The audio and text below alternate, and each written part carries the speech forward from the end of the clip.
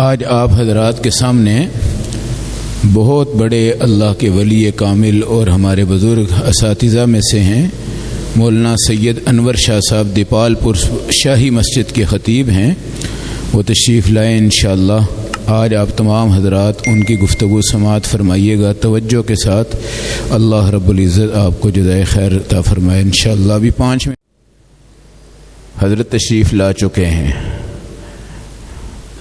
باہر جتنے حضرات ہیں بھائی اندر آ کے بیٹھ جائیں توجہ کے ساتھ انہماک کے ساتھ انشاءاللہ.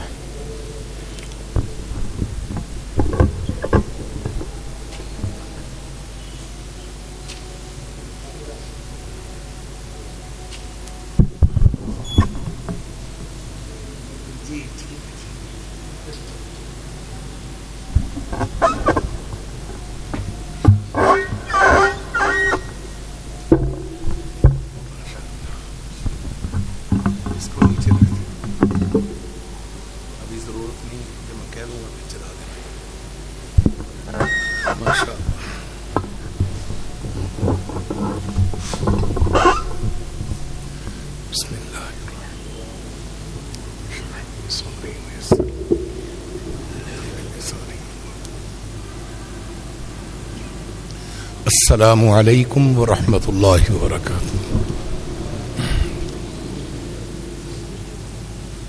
ادھر والے ونڈو بند ہو سکتے ہیں تاکہ باہر کا شور نہ آئے. اچھا وہ بھی بند کروا لیں.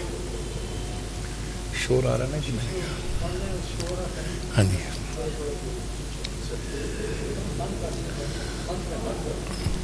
الحمد للہ الحمد للہ نحمده ونستعینه ونستغفره ونؤمن به ونتوکل علیہ ونعوذ باللہ من شرور انفسنا ومن سیئات اعمالنا من يهده اللہ فلا مضل له ومن يضلله فلا هادي له ونشهد أن لا إله إلا الله وحده لا شريك له ونشهد أن سيدنا وسندنا وشفيعنا وحبيبنا وكريمنا ومولانا محمدا عبده ورسوله. اللهم صل على سيدنا ومولانا محمد وعلى آل سيدنا ومولانا محمد وبارك وسلم. أما بعد فأعوذ بالله من الشيطان الرجيم. بسم الله الرحمن الرحيم.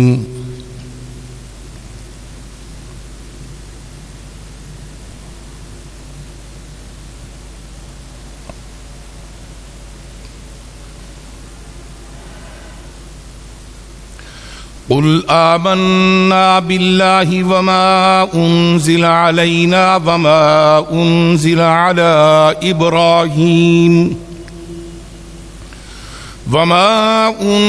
على إبراهيم وإسماعيل وإسحاق ويعقوب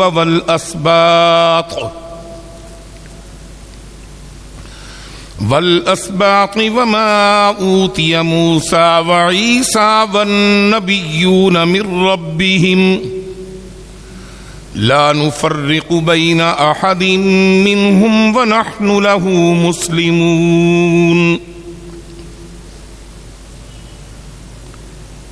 وقال رسول الله صلى الله عليه وسلم عليكم بسنتي وسنة الخلفاء الراشدين المهديين. آمنت بالله صدق الله مولانا العظيم وبلغنا رسوله النبي الكريم ونحن على ذلك لمن الشاهدين والشاكرين والحمد للہ رب العالمین.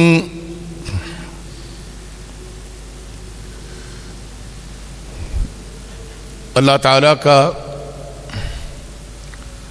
ہم سب شکر ادا کرتے ہیں جس نے ہم سب کو مسلمان بنایا اور رسول اللہ صلی اللہ علیہ وسلم کا امتی بنایا، اور اس امت کو خصوصاً جمعہ نصیب فرمایا، اور ہم سب کو یہاں حاضری کی سعادت نصیب فرمائی۔ اس کے بعد حضرت مولانا مفتی عتیق الرحمن صاحب مد ظلہ، آپ کا شکر گزار ہوں کہ بڑی ہی محبت کے ساتھ مجھ عاجز کو دعوت دی، اور آپ کے خلوص میں اللہ تعالیٰ اور برکت بھی عطا فرمائے، علم و عمل میں اضافہ فرمائے، اور آپ سے اللہ تعالیٰ کئی گنا اور مزید اپنے قرآن کی خدمت کی مزید توفیق عطا فرمائے۔ قرآن کریم کھولا تو یہی صفحہ اور یہ آیت کریمہ سامنے حسن اتفاق سے آ گئی، جس کو میں نے تلاوت کرنے کی سعادت حاصل کی۔ اللہ جل شانہ مجھے قرآن کریم کی روشنی اور حدیث نبوی علی صاحب علیہ السلام جو میں نے پڑھی اس سے خوشبو لینے کی سعادت نصیب فرمائے۔ ماشاءاللہ مولوی سردار بیٹھے ہیں۔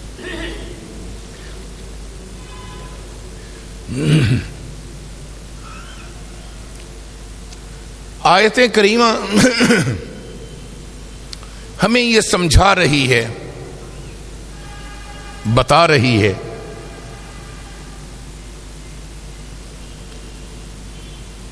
گھڑی کوئی ایسی ہو جو وہاں سامنے نہیں ہے، تو مجھے جس کا بٹن دبا کر میں دیکھ لوں ٹائم، یہ دے میرے والا ہے بس ٹھیک، آپ کا مجھے میرے والا کوئی۔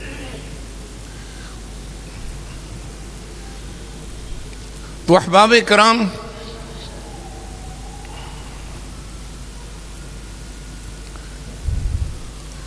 آیت کریمہ یہ بتا رہی ہے کہ اسلام نے سب سے پہلے مکہ مکرمہ کے اندر رہنے والے جتنے بھی لوگ تھے، خواہ وہ کسی بھی مذہب کے پیروکار تھے، ان سب کو احساس دلانا یہ چاہا کہ تم ہمارے ہو، ہم تمہارے ہیں، اور مل کر مستقل اکٹھے رہنے کا ذریعہ بنا لیں، اور دین اسلام کو اور قرآن کو اور اللہ کی توحید کو عملی طور پر تسلیم کر لیں۔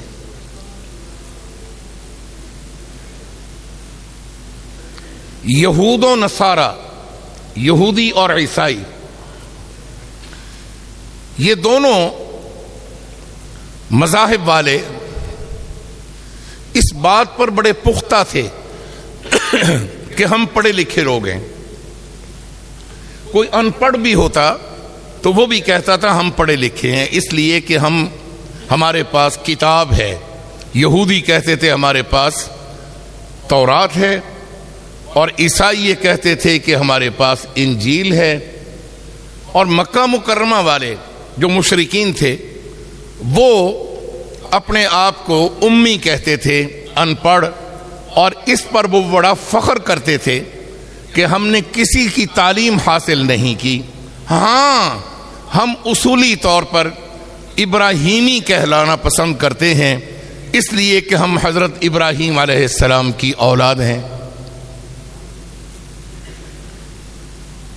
اور ہر مذہب والے کو جو کہ آسمانی کتاب کا دعوے دار ہے کہ ہم اس کو مانتے ہیں، وہ ابراہیمی کہلانا ایک حق بھی رکھتا ہے، کیونکہ یہودی بھی حضرت ابراہیم علیہ السلام کی اولاد، حضرت عیسیٰ علیہ السلام بھی حضرت ابراہیم علیہ السلام کی اولاد، اور مکہ مکرمہ والے بھی حضرت ابراہیم علیہ السلام کی اولاد۔ اللہ تعالیٰ نے جا بجا پھر یہ سمجھایا کہ پھر تم اگر اپنے آپ کو یہودی کہتے ہو اور حضرت عزیر علیہ السلام اور حضرت موسیٰ علیہ السلام کے پیروکار کہتے ہو، اور عیسائی ان کو فرمایا کہ تم حضرت عیسیٰ علیہ السلام کے اپنے آپ کو پیروکار کہتے ہو، اور مکہ مکرمہ کے اندر رہنے والوں تم اپنے آپ کو حضرت ابراہیم علیہ السلام کی اولاد اور پیروکار کہتے ہو، تو آؤ ذرا دیکھو اللہ فرماتا ہے کہ میں قرآن میں بتاتا ہوں کہ ان سب نبیوں کا عقیدہ کیا تھا۔ قرآن نے پھر اس عقیدہ کو بیان کیا، اور جہاں اللہ تعالی پسند فرماتے ہیں وہاں نبی علیہ السلام کو صیغہ امر کے ساتھ ارشاد فرماتا ہے اللہ کہ آپ کہہ دیں، آپ سنائیں، آپ تلاوت کریں، اتلو ما اوحی الیک، کہیں فرمایا قل، آپ ان کو سنا دیں، ان کو کہہ دیں۔ یہاں بھی اللہ فرماتا ہے کملی والے ذرا ان کو کہہ دے، تاکہ پتہ چل جائے کہ کملی والا اپنی مرضی سے بات نہیں کرتا، کملی والے کو کہلوانے والا کہلواتا ہے، اور کہلوانے والا وہ ہے جو سب کا رب ہے، اور کملی والا وہ ہے جو رب کا محبوب ہے۔ اب ذرا دیکھیے قرآن کریم کیا فرماتا ہے۔ فرمایا بسم اللہ الرحمن الرحیم قل، آپ کہہ دیں، آپ بول دیں، آپ ان کو سنا دیں، آمنا باللہ، ہم اللہ پر ایمان لائے، وما انزل علینا، کتنی بڑی بات ہے، الینا نہیں علینا، وما انزل علینا، اللہ پر بھی ایمان لائے اور اس پر بھی ایمان لائے جو ہم پر نازل ہوا۔ آپ اعلان کر دیں میرے کملی والے صلی اللہ علیہ وسلم، آپ ان کو سمجھا دیں ہمارا اللہ پر بھی ایمان ہے اور اس کے بعد اس پر ایمان ہے جو مجھ محمد پر نازل ہوا۔ پیار سے کہو سبحان اللہ۔ ہم پر، اور جو ہم پر نازل ہوا وہ آگے ہمیں سمجھاتا کیا ہے، وہ علم کیا سمجھاتا ہے۔ فرمایا وما انزل علینا وما انزل علی ابراہیم و اسماعیل و اسحاق و یعقوب، اور ہم اس کو بھی مانتے ہیں، اس پر بھی ایمان رکھتے ہیں جو ابراہیم علیہ السلام پر نازل ہوا اور جو اسماعیل علیہ السلام پر نازل ہوا، کیونکہ یہودی حضرت اسماعیل علیہ السلام کے نام لینے میں کنجوسی کرتے تھے۔ ان کا ایک بہت بڑا الزام ہے، یہ کچھ مختصر وقت کے اندر انشاءاللہ میں کوشش کروں گا کہ بات جو چھڑ گئی ہے اس کو سمیٹ لوں۔ وہ بہت کنجوسی کرتے ہیں، بہت کمی کرتے ہیں، یہاں تک کہ وہ ایک الزام بھی لگاتے ہیں حضرت اسماعیل علیہ السلام کے بارے میں کہ ان کی والدہ ماجدہ حضرت بی بی ہاجرہ، وہ مصر کا جو بادشاہ تھا وہ اس کی بیٹی نہیں تھی، بلکہ وہ اس بادشاہ کی باندی تھی، لونڈی تھی، کنیز تھی، خریدی ہوئی تھی، اس سے اسماعیل علیہ السلام پیدا ہوئے ہیں۔ لیکن ان کی اپنی کتابوں تورات میں یہ درج ہے، موجود ہے کہ حضرت اسماعیل علیہ السلام کی والدہ بادشاہ کی بیٹی تھی، اپنے وقت کی شہزادی تھی۔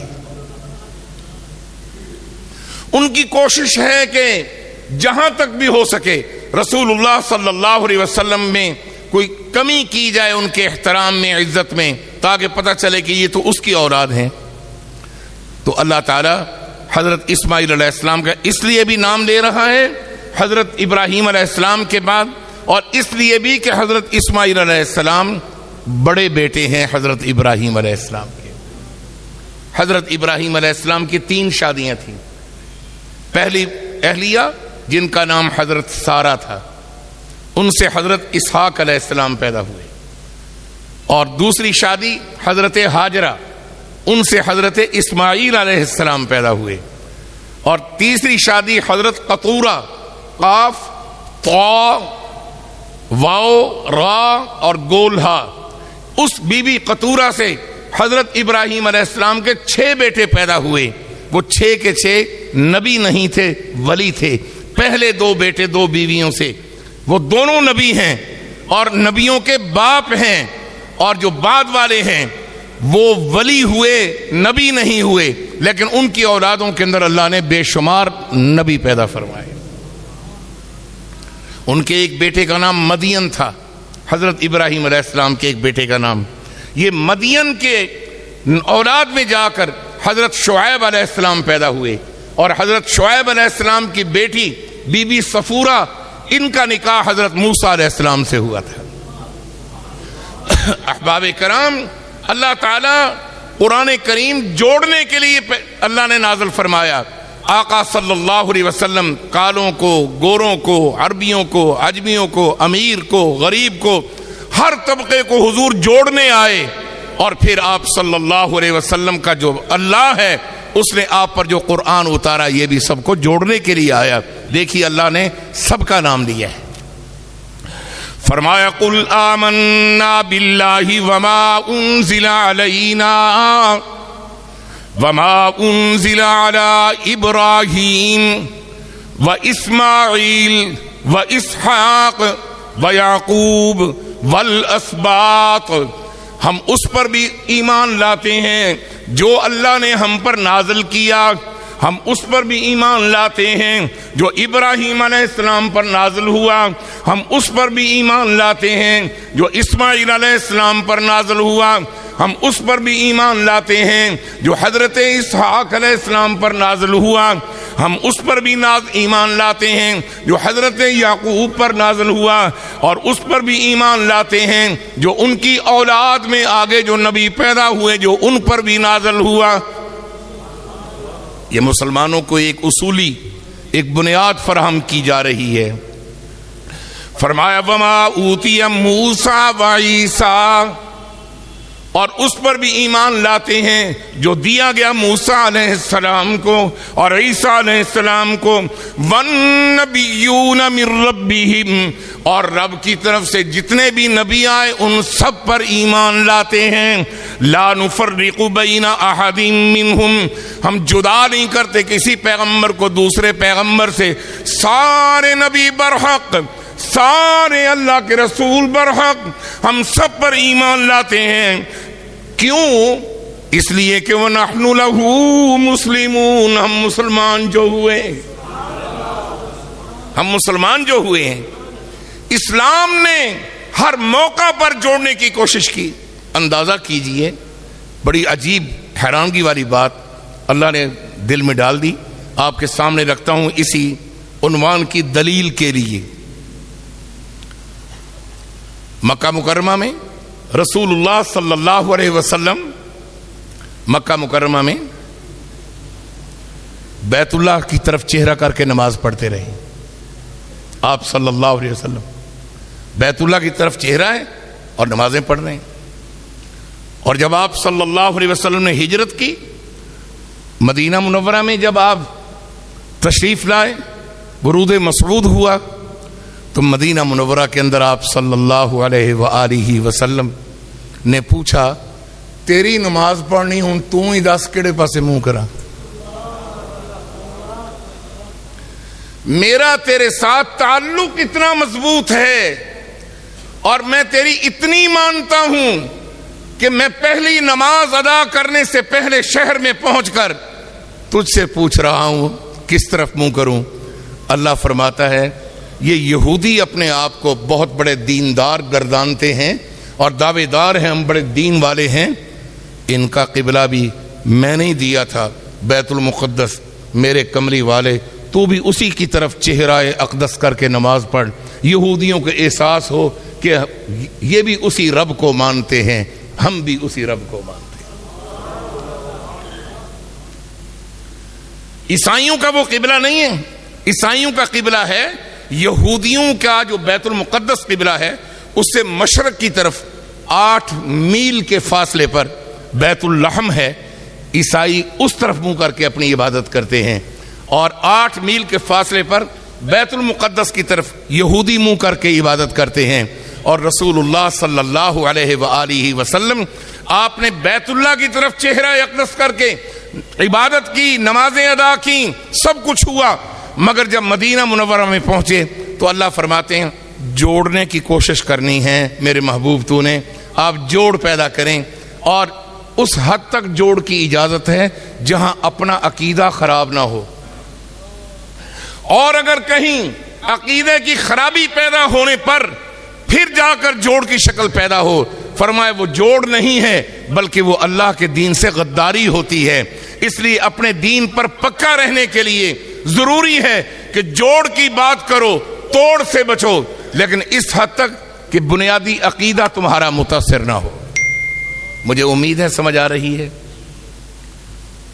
میں ذرا عادی ہوں کہ سب جب بولتے ہیں نا اونچی جواب دیتے ہیں تو پھر مجھے اطمینان ہو جاتا ہے، تو آپ کو سمجھ آ رہی ہے؟ چلو الحمدللہ، چلیں۔ بڑا ویسے تو نبی علیہ الصلوۃ والسلام سے متعلقہ ہر مضمون ہی بڑا جاندار، ہر عنوان ہی بڑا خوبصورت، ہر موضوع ہی بڑا میٹھا، اور یہ بھی ایک عجیب ہی چھڑ گئی یہ بات۔ مدینہ منورہ میں بیت المقدس کی چہرہ اقدس کر کے نماز پڑھنا شروع کر دیا۔ 16-17 مہینے آپ صلی اللہ علیہ وسلم نے بیت المقدس کی طرف چہرہ اقدس کر کے نمازیں پڑھیں اور پڑھائیں، مسجد اقصی کی طرف، بیت المقدس کی طرف۔ جب آپ صلی اللہ علیہ وسلم کو تقریباً 15 مہینے ہوئے تو اللہ تعالیٰ نے آپ کے قلب اطہر میں ایک بات ڈالی۔ آپ کے اور میرے دلوں میں شیطان بھی ڈالتا ہے، اللہ بھی ڈالتا ہے، یاد رکھو پیغمبر کے دل میں صرف اللہ ہی ڈالتا ہے، کوئی اور نہیں ڈال سکتا۔ اور پیغمبر یاد رکھیں دعا بھی اس وقت مانگتا ہے جب اللہ کی طرف سے اشارہ ملتا ہے، پھر اللہ کہتا ہے مانگ۔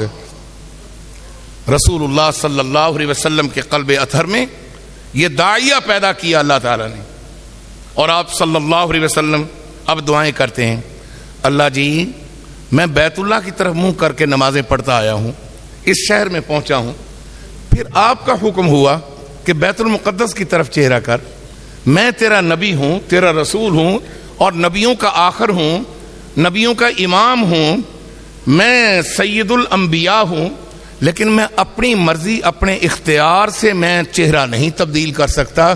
وہاں بھی تجھ سے پوچھا، یہاں بھی تجھ سے پوچھا، اب بھی تجھ سے پوچھ رہا ہوں۔ سمجھ آ رہی ہے؟ ادھر سے آواز زیادہ آئی ہے، ادھر سے کم آئی ہے، ذرا پیار سے مجھے اتنا کہہ دینا سبحان اللہ، مجھے سمجھ آ جائے گی، آپ کو سمجھ آ گئی ہے۔ یہ حسن اتفاق ہے، اللہ کریم نے یہ عنوان دے دیا۔ آپ صلی اللہ علیہ وسلم کے قلب اطہر میں یہ داعیہ پیدا ہوا۔ اب آپ بار بار عرض کرتے یا اللہ جی میرے سوہنے اللہ، میرے خالق و مالک، میں بندہ بھی تیرا، میں رسول بھی تیرا، میرا سجدہ بھی تیرا، میرا جھکنا بھی تیرا، میرا رکوع بھی تیرا، میرا پکارنا بھی تیرے لیے، میں آواز بھی تجھ کو دیتا ہوں، میں نماز بھی تیری پڑھتا ہوں، میں چڑھاوا بھی تیرا دیتا ہوں، نظر نیاز بھی تیری دیتا ہوں، میں سجدے بھی تجھے کرتا ہوں۔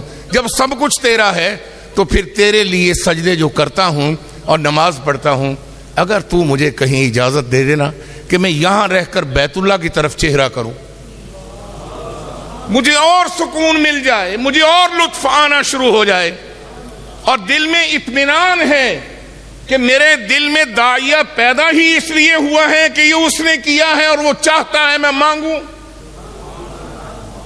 بن مانگے بھی دینا اس کو بڑا پسند ہے، مگر اس کی رضا اس میں ہوتی ہے، اس کی چاہت اس میں ہوتی ہے، اس کی خواہش اس میں ہوتی ہے، اس کی محبت اس میں ہوتی ہے کہ مجھ سے میرا بندہ مانگے۔ مانگتا ہوا بندہ اللہ کہتا ہے مجھے بڑا ہی زیادہ پیارا لگتا ہے۔ اس لیے نبی صلی اللہ علیہ وسلم پر اللہ تعالیٰ نے قرآن کریم میں ارشاد فرمایا کہ میرے محبوب جو اس سے مانگتے ہیں ادعونی استجب لکم، اللہ فرماتا ہے مجھ سے مانگو، استجب لکم، میں تمہاری پکار پر پہنچوں گا۔ ان الذین یستکبرون عن عبادتی سیدخلون جہنم داخرین، جس نے مجھ سے مانگتے ہوئے تکبر کیا، نہ مانگا، بے دھیانی سے مانگا، جس نے غرور کیا، اللہ فرماتا ہے کہ دیر نہیں، سیدخلون، سین لایا اللہ مضارع پر، فرمایا میں اس کو بڑی جلدی جہنم میں داخل کر دوں گا جس نے مجھے ماننے سے، میرے سامنے مانگنے سے جس نے کمی کی۔ تو احباب کرام کیا مطلب ہوا؟ ہمیں اس سے مانگنا چاہیے، بولو تو صحیح، ہمیں اس سے مانگنا چاہیے۔ اور رسول اللہ صلی اللہ علیہ وسلم پر قربان جاؤں، ایک صحابی نے پوچھا یا رسول اللہ صلی اللہ علیہ وسلم میں بڑا پریشان ہوں، مالی طور پر کافی کمزوری ہے، میرے پاس مال کم ہے، جو دیا ہوا ہے وہ ملتا نہیں ہے، اور جن کا دینا ہے وہ سر پر آ جاتے ہیں، اور ویسے بھی کمی آ گئی میرے کام میں۔ تو آپ صلی اللہ علیہ وسلم نے فرمایا تو استغفر اللہ زیادہ پڑھا کر، اللہ تعالیٰ تیرے راستے کھول دے گا۔ ایک اور صحابی نے عرض کی یا رسول اللہ صلی اللہ علیہ وسلم میرے پاس اولاد نہیں ہے، تو آپ صلی اللہ علیہ وسلم نے فرمایا تو استغفر اللہ پڑھنے میں کثرت پیدا کر، اللہ تعالیٰ تجھے اولاد عطا کر دے گا۔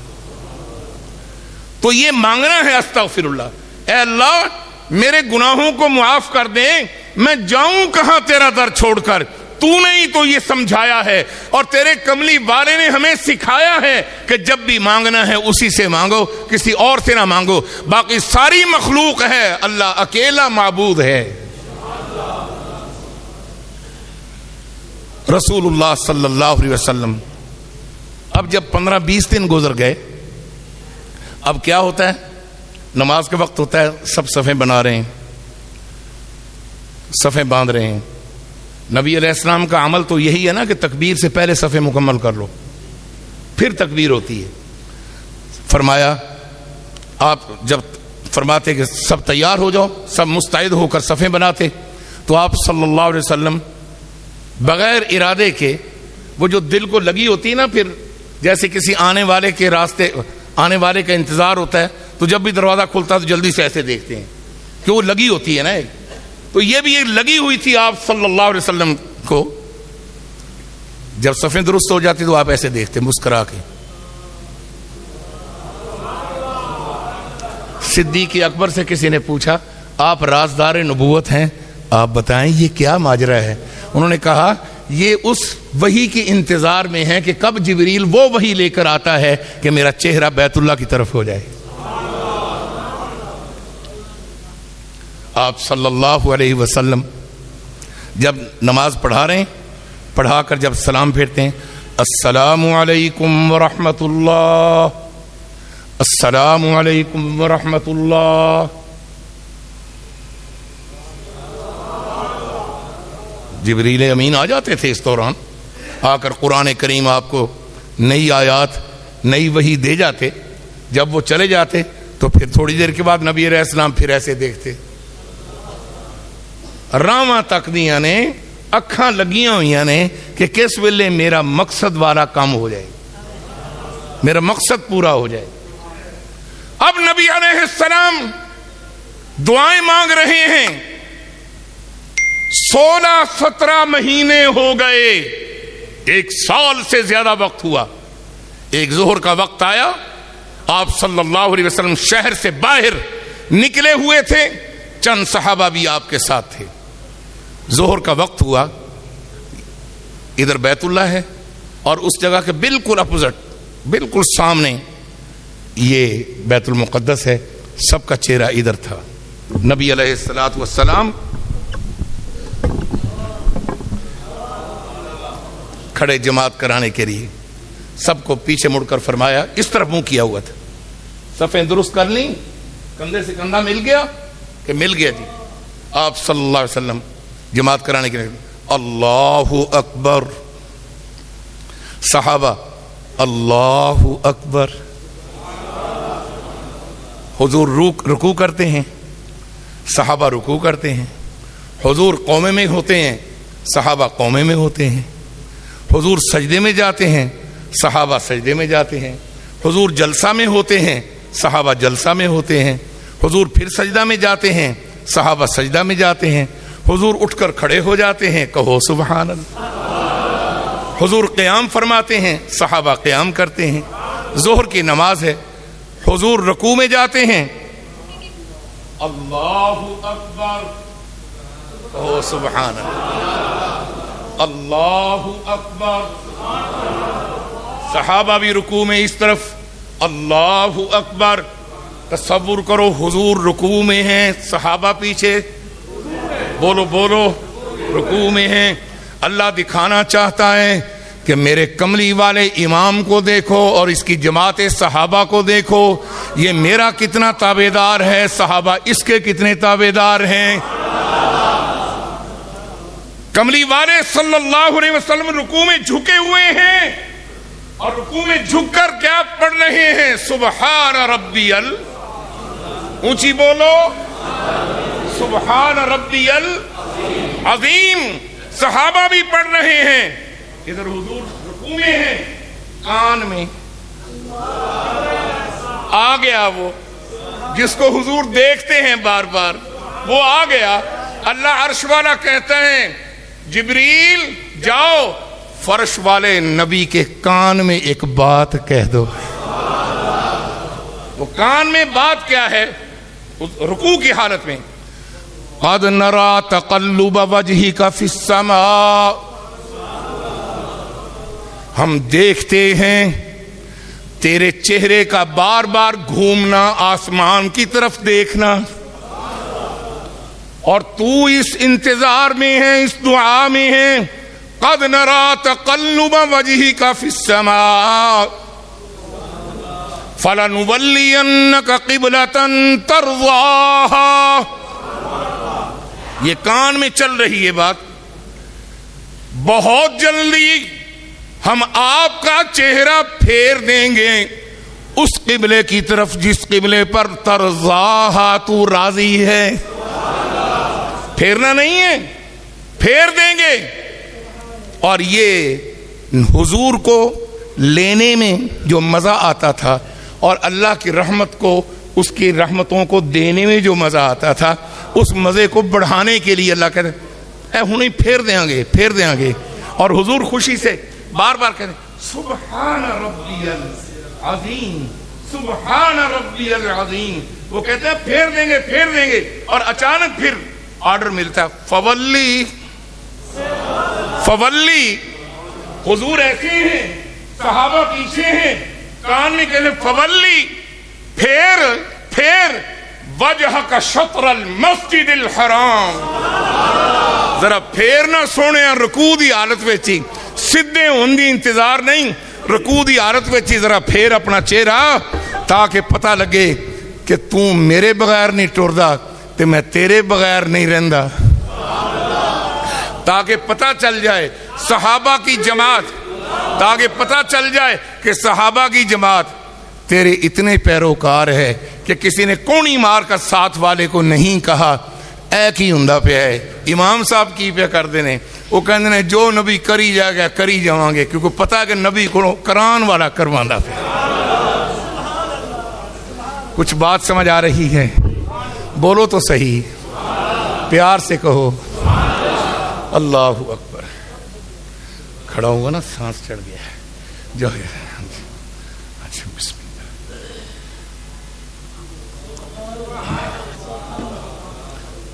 अहबाब कराम, जब नमाज की इब्तिदा की किबला और था, जब नमाज की इंतहा हुई तो किबला और है। अल्लाह कहते महबूब, उम्मत को पता चल जाना चाहिए, सबका अकीदा ये बन जाना चाहिए, मैं अल्लाह ना चाहूं नबी को उसकी रजा पर राजी रहकर दूसरी तरफ किबले वाला, मस्जिद अक्सा वाला किबला, उसकी तरफ चेहरा करना है। چاہت کے باوجود پیغمبر اپنی مرضی نہیں کرتا، اس لیے کہ نبی کی مرضی اللہ کی مرضی ہے، اللہ کی مرضی نبی کی مرضی ہے۔ اور جب رکوع کی حالت میں آرڈر آ جاتا ہے، پیغمبر یہ نہیں کہتا کھو جبریل مینوں سلام تے پھیر لین دے، بلکہ آپ کہتے ہیں اندے وچ کیڑی گل ہے، اسی تو اوویں کرنا جویں میرے خالق نے مینوں سمجھا۔ بات سمجھ آ رہی ہے؟ بولو تو صحیح۔ فرمایا فَلَنُوَلِّيَنَّكَ قِبْلَةً تَرْضَاهَا فولی، جب فولی پڑھتا ہوں نا تو مجھے وہ منظر یاد آتا ہے، کیا منظر ہوگا کہ فرشتے بھی دیکھ کر کہہ رہے ہوں گے یہ کیسا اللہ کا شاگرد کملی والا ہے، اور کیسے کملی والے کے شاگرد یہ صحابہ ہیں کہ ذرا بھی سوچتے نہیں ہیں، جو آرڈر آتا جاتا ہے وہ کرتے جاتے ہیں۔ صحابہ کو جبریل نظر نہیں آئے، جو کان میں کہہ دیا حضور گھومتے گئے، حضور پھرتے گئے۔ صحابہ نے کہا کہ پیغمبر اپنی مرضی سے کچھ نہیں کرتا، یہ اس وقت کرتا ہے جب وہ کرواتا ہے، لہذا عرش والا بھی راضی رہے تے اے فرش والا بھی راضی رہے۔ کہو سبحان اللہ، پیار سے کہو سبحان اللہ۔ یہ تو آپ حضرات کی محبت ہے اور حضرت مفتی صاحب کے خلوص اور ان کا پیار ہے کہ بات میرے ذہن میں بھی نہیں تھی کہ یہ کیا جانی ہے، اللہ نے کیا کروا دی۔ اور پھر اس کے بعد اس جگہ پر نشانی کے لیے مسجد بنا دی گئی، جس کا نام آج بھی مسجد قبلتین ہے۔ قبلتین، دو قبلوں والی مسجد، اور پہلے دونوں طرف محرابوں کے علامات تھیں، جہاں نماز ہوتی وہاں بھی، اور جو پہلا قبلہ اول تھا اس طرف بھی۔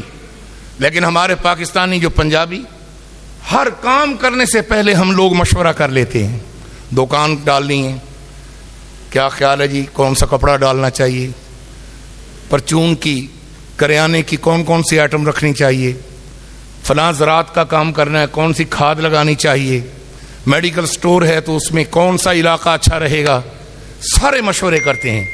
لیکن جب عمرہ کے لیے جانا ہوتا ہے ہم لوگ تیاری نہیں کرتے، اور ہم لوگ مشورہ نہیں کرتے، ہم لوگ پوچھتے نہیں کسی صاحب علم سے، اپنی مرضی سے جاتے ہیں۔ نتیجہ کیا ہوتا ہے کہ وہ جس قبلے کو چھوڑا ہے اس قبلے کی طرف بھی منہ کر کے نماز پڑھتے ہیں۔ ایک بابے نے میں پوچھا بھی ایک ہی بھائی، کہنے لگا حضور نے ادھر بھی پڑھی سی ادھر بھی پڑھی سی، کوئی ادھر پڑھ لوے کوئی ادھر پڑھ لوے۔ میں کہا شاباش ہے بھائی، یہ تو بات نہیں بنے گی جب تک رسول اللہ صلی اللہ علیہ وسلم کی مبارک حیات طیبہ کے آخری سٹیمپ جس رکن پر یا جس عبادت پر آپ کی سٹیمپ نہیں لگی ہوئی عمل والی، اس وقت تک وہ عبادت قابل قبول نہیں ہے۔ اس لیے کہ دین اسلام کے اندر عقل کام نہیں کرتی، دین اسلام میں محمد کریم کی نقل کام کرتی ہے۔ عقل کہتی ہے جب وضو ٹوٹ جائے تو جو جائے مقام ہے وضو ٹوٹنے کا وہ استنجا کرو، اس کے بعد وضو کرو۔ لیکن دین یہ کہتا ہے کہ نہیں، استنجے کی ضرورت نہیں ہے، ہوا کا اگر اخراج ہو گیا ہے صرف وضو کر لو تمہارا وضو بحال ہو جائے گا۔ عقل یہ کہتی ہے کہ استنجا کرو، محمد کی نقل کہتی ہے کہ صرف وضو کر لو۔ اب آپ بتاؤ کہ عقل سے کام لینا ہے یا حضور کی نقل سے کام لینا ہے؟ کہو صلی اللہ علیہ وسلم۔ میرے نبی نے زندگی کے اندر حیات طیبہ میں اگر کوئی عمل کیا وہ بھی نور ہے، لیکن جس کو چھوڑ دیا وہ اس وقت نور تھا، اور جب آپ نے کسی اور ترتیب پر جب اس عمل کو اپنایا اپنی رضامندی کے ساتھ اللہ کی رضا کی خاطر، تو پھر وہ نور علی نور ہے۔ فرمایا پھر اس پر چلو جس کو محمد نے پہلے کو چھوڑ کر اپنایا ہے، اسی کو سینے سے لگا لو، اسی میں کامیابی ہے۔ رسول اللہ صلی اللہ علیہ وآلہ وسلم آپ تشریف رکھتے ہیں، تشریف فرما ہیں آپ صلی اللہ علیہ وسلم اس کیفیت میں تشریف فرما ہیں کہ آنے والے نے پوچھا یہ چاچا کون ہے؟ لوگوں نے بتایا کہ یہ محمد الرسول اللہ ہے. وہ بچہ آگے آیا اور پاس آ کر نبی علیہ السلام کو مسکرا کے مخاطب کر کے کہتا ہے چاچا مینو سہتا ہی کہ نہیں, مینو پہچانا ہے یا نہیں پہچانا؟ آپ صلی اللہ علیہ وسلم نے فرمایا میں نے پہچان لیا ہے, میں نے پہچان لیا بیٹا, بھلا میرا کی نام ہے میں تن دسیا. آپ صلی اللہ علیہ وسلم نے فرمایا تیرا نام عبداللہ ہے اور تیرے ابا کا نام مسعود ہے.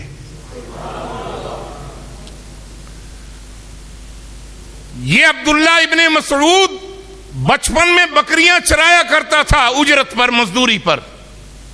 رحمت دو عالم صلی اللہ علیہ وسلم کا گزر ہوا. آپ صلی اللہ علیہ وسلم نے حضرت ابو بکر صدیق رضی اللہ تعالیٰ عنہ کو فرمایا ابو بکر بھائی بھوک کا تقاضا ہے, وہ ایک بچہ بکریاں چرا رہا ہے, ذرا اس کے پاس چلتے ہیں یا اس کو بلاؤ یا خود چلتے ہیں, پتہ کریں کہ اس کے پاس کوئی دودھ کا بندوبست ہے تو ہم پی لیں. آپ صلی اللہ علیہ وسلم خود ہی بنفس نفیس تشریف لے گئے. جنہوں نے سبحان اللہ کہا مجھے مزہ کرا دیا ہے, نہیں جنہوں نے کہا تھا ان کا کہہ رہا ہوں, اب آپ نے بھی کہہ دیا مجھے مزہ آ جاتا ہے. تو میں آپ کو بتا رہا تھا کہ آپ صلی اللہ علیہ وسلم تشریف لے گئے. فرمایا بیٹا کہ جی, فرمایا کہ دودھ ہوگا؟ کہتا ہے ساریاں بکریاں دا دودھ امانت ہے, یہ میں تھانوں کوئی نہیں دیندا, اس واسطے کہ مالکاں دیاں نے. ایک بکری انہوں نے مینوں دتی آئی کہ آ بکری دا تو دودھ پی سکنا ہے, وہ میں آپ بھی پی لیا تے لگن ٹپن والے نے پیوا دیتا ہے, ہن یہ ویلی ہے اس واسطے میرے کو دودھ کا ہی نہیں. آپ صلی اللہ علیہ وسلم نے ارشاد فرمایا اگر یہ تیرے والی بکری جو تیرے لیے اس نے جائز قرار دی ہے اپنے استعمال کے لیے, اگر اس میں سے ہی اللہ مجھے دودھ دے دے تو عرض کی یار, کہنے لگا کہ جی آپ ضرور پی سکتے ہیں. آپ صلی اللہ علیہ وسلم نے صدیق اکبر کو اشارہ کیا, رمز شناس نبوت تھے صدیق اکبر, حضور کے دیکھنے سے اندازہ لگا لیتے تھے کہ حضور کی چاہت کیا ہے. اس کے کان سے پکڑا, بکری کے پاس لے آئے. آپ صلی اللہ علیہ وسلم نے اوپر دست نبوت, دست رسالت, دست رحمت پھیرا, بسم اللہ وعلا برکت اللہ. ابو بکر کو بھی عقیدہ دے دیا کہ برکت کس کے پاس ہے. فرمایا تبارک الذی بیدہ الملک وہو علی کل شیء قدیر فتبارک اللہ احسن الخالقین. آپ صلی اللہ علیہ وسلم نے رحمت والا, برکت والا, رسالت والا, رحمت والا ہاتھ پھیرا, نیچے دیکھا ماشاء اللہ اس کے تھنوں میں دودھ. فرمایا اے ہوں میں ہی چوسا. ابن مسعود تو حیران رہ گیا, گیا پیالہ لایا اور لا کر اس کے اوپر ایک کپڑے کا حصہ رکھا تاکہ بال وغیرہ نیچے نہ جائیں. مہمان بڑا خوبصورت ہے, یہ جمیل نہیں اجمل ہے, حسین نہیں احسن ہے, یہ شریف نہیں اشرف ہے, یہ جمیل نہیں اجمل ہے.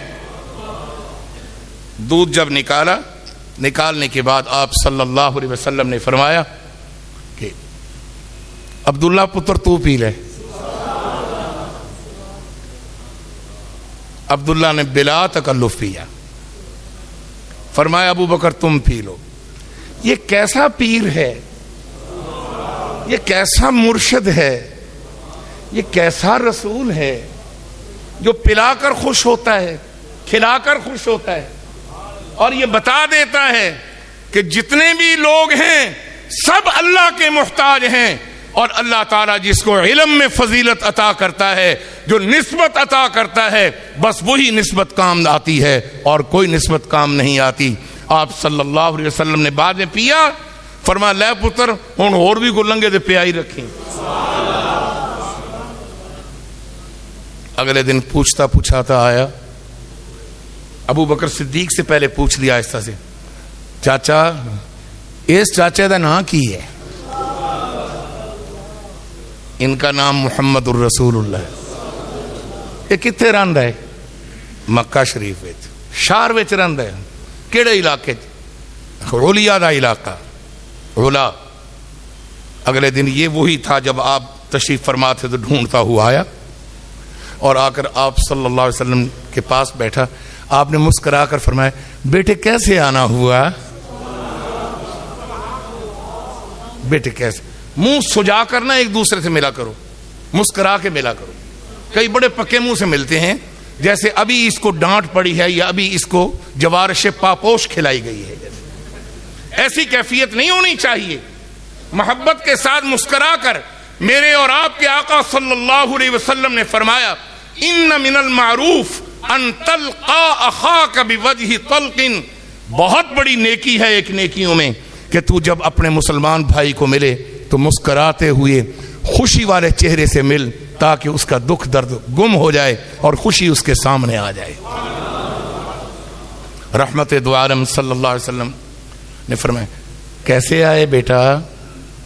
چاچا مینوں منتر سکھا جڑا تو جنتر منتر پڑھیا تے دودھ آ گیا. سمجھ آ رہی ہے؟ بولو. آپ صلی اللہ علیہ وسلم نے فرمایا میں نے اللہ کا نام لیا, میں نے بسم اللہ الرحمن الرحیم پڑھی, اللہ سے دل میں مانگا. جس نے دودھ, جس نے بکری کو چارہ کھلایا, خشک جھاڑیاں کھلائیں, پتے کھلائے اور پھر اس کے پیٹ میں خون بھی پیدا کیا, پیشاب بھی پیدا کیا, مینگنے بھی پیدا کی, لیکن خالص دودھ عطا کر دیا. میں نے اسی کا نام لے کر بسم اللہ پڑھی. چاچا مڑ کے میں یاد کر سا. فرمایا کہ تو مجھ پر ایمان لا کہ میں اس کا سچا رسول ہوں اور اس کی توحید پر ایمان لا کہ اس کے سوا معبود کوئی نہیں. جب یہ باتیں کی ابن مسعود نے کلمہ پڑھ لیا. آپ صلی اللہ علیہ وسلم نے اس کی دل جمعی کے لیے یہ انداز اپنایا. فرمایا موڈے تے کی ہے؟ اکھے جی یہ میری چادر ہے. فرمایا اس کو بچھاؤ. چادر کو بچھایا. آپ فرماتے اللہ اس بچے کو میری امت کا بہت بڑا عالم بنا دے.